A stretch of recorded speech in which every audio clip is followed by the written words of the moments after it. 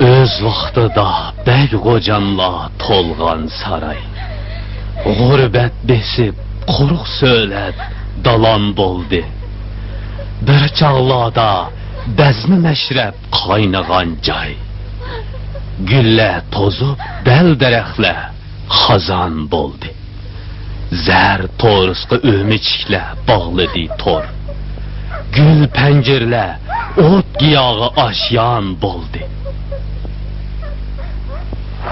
Bu ənlik xuşburaqның nə haceti, Kral qondu, çaşqı xeyirlik ayan boldi. Keçi tupraq ara kirsə murdu bugün, Aşk məşuq, hocra ara pinhan boldi. Sanduq altın kimi saqlıq Allah, Köz aşqıca qadaylışıb veyran boldi. Ömrü qısqa dərd özgedin ah urğallah, Kelib özü o aləmgə oran. Aksedin qatq tənbih ağan zatla, İhtimalın qılmışları əsyan boldi. Bayrakçıdın özüge gör istigəller, Tapqan cayı xumuk çala meydan boldi.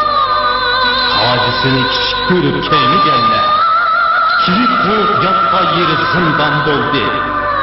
Akşam teki cül toldun rınşıqanlar, Mühüm bəlli çatılmış yaman. Ölüm təhtin üstüyənə kürün çıxdı. Ahirette malayat yok, makam doldu.